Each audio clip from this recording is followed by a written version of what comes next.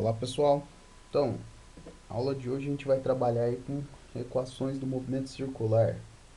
Na última aula eu falei para vocês sobre a força centrípeta, porém a gente vai saber também como é que funciona a velocidade, certo? Como é que funciona a velocidade angular, como é que funciona também o período, que já foi mencionado, certo? Em algumas aulas, porém nessa aqui a gente vai tratar em específico, beleza? Mas a ideia do período é a mesma. Então vamos pegar aqui, ó. Suponha que eu tenho aqui no meu sisteminha, certo? Um corpo. Deixa eu desenhar esse corpo aqui na ponta da minha seta. Esse corpo. E ele vai realizar uma volta nessa circunferência. Beleza? O que quer dizer essa volta? Ele vai sair de um ponto, fazer uma volta em torno da circunferência e voltar nesse mesmo ponto. Bom, o tempo que ele gastou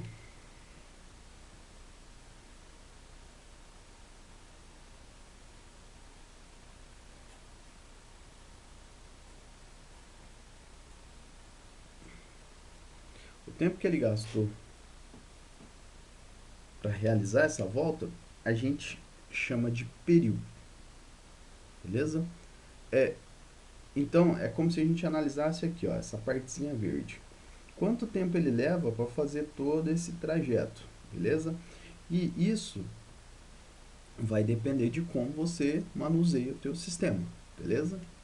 Outra condição que a gente pode obter o período é o seguinte: eu tenho a frequência, então eu tenho uma quantidade de voltas, certo? Que são dadas num determinado tempo. Então a frequência, ela nada mais é do número de voltas no tempo, dividido pelo tempo. Beleza? Então se a gente analisar aqui, período e frequência seriam isso. Então eu consigo tanto achar o período quanto achar a frequência se eu usar essa relação. Por quê? Se eu quiser achar a frequência, isso aqui não está dividindo, passa para o outro lado, multiplicando. Isso aqui não vai estar multiplicando, passa para cá, dividindo, certo? Por que eu vou utilizar isso daí? Porque o período, eu preciso dele para encontrar a velocidade angular, certo? Como que funciona essa velocidade angular? Quando eu tenho uma circunferência, eu rodo nela, ou eu ando nela inteira, 2π, ou 360 graus. Eu dou uma volta completa. Quando a gente fala que a gente deu uma volta de 360 graus, quer dizer, a gente saiu de um ponto, andou e voltou nesse mesmo ponto. Beleza? Então, o 2π, certo? Ele corresponde a 360 graus. Se eu tivesse π só, e não 2π, eu teria 180 graus. Beleza, pessoal? Bom, seguindo ainda, então o que seria minha velocidade angular? É o quanto eu consigo deslocar aqui essa esferinha. Vamos supor que ela saia aqui e chegue até o ponto 1 aqui, certo? Eu andei uma determinada distância e gastei um tempo. Mas, se eu quiser saber no geral, é só eu pegar 2π dividido pelo período, beleza?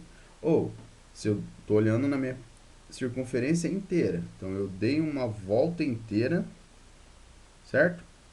E gastei esse período para dar uma volta. Então eu tenho que a minha velocidade angular, ela é 2π dividido por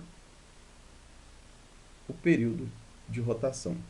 Um outro ponto que a gente tem que entender aí, o valor de π, certo? Quanto vale π? 3,14 vai ser abordado aqui.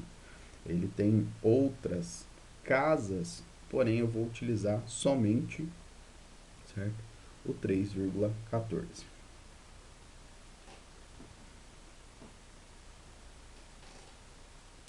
Pessoal, seguindo ainda, então, para eu determinar minha velocidade angular, é simplesmente eu pegar 2π e dividir pelo período, certo? Lembrando que o π vale 3,14.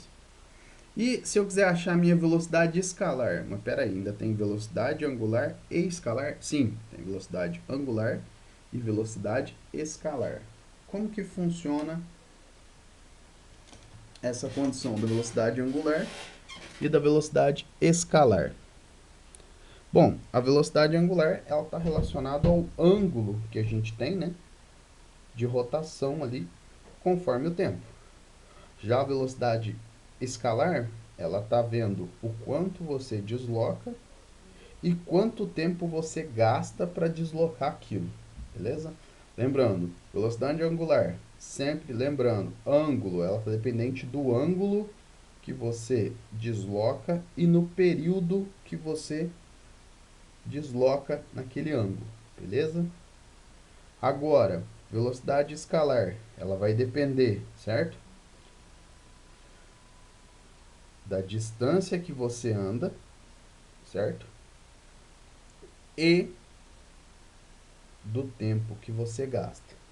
Bom, mas aqui tá que a minha velocidade angular, ela é a velocidade,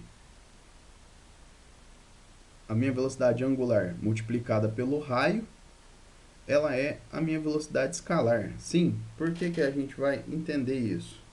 Bom, quanto maior o raio, se você entender aqui, ó, se eu aumentar ou diminuir esse raio, a minha circunferência, ela vai tender a aumentar ou diminuir o seu tamanho, certo? Se ela aumentar o tamanho, eu vou gastar mais tempo para dar uma volta nela, certo? Porque aumentou a distância que eu vou deslocar, beleza? Se eu diminuir o tamanho, eu vou gastar menos tempo para dar uma volta nela, certo? Então a gente tem essa relação tempo e distância. E o que quer dizer o 2π sobre período? Bom, eu não tenho aqui 2πr. 2πr quer dizer o quê? Que é uma distância percorrida. Então são 360 graus dependentes do raio. Por que dependentes do raio? Porque se o raio for maior, certo? A circunferência vai ter, certo? Um maior tamanho, né? Agora, se o raio for menor, certo? Você vai gastar menos tempo para dar uma volta, porque a distância que você vai percorrer ela é menor. Então, é como se a gente pegasse essa formulazinha e colocasse aqui embaixo, certo? Então, eu tenho que a velocidade escalar, ela é dependente da velocidade angular, que está aqui, certo? E do raio, beleza? Velocidade escalar, metros por segundo. Velocidade angular, a gente vai ter a medida dela também, certo? Que ela pode ser dada em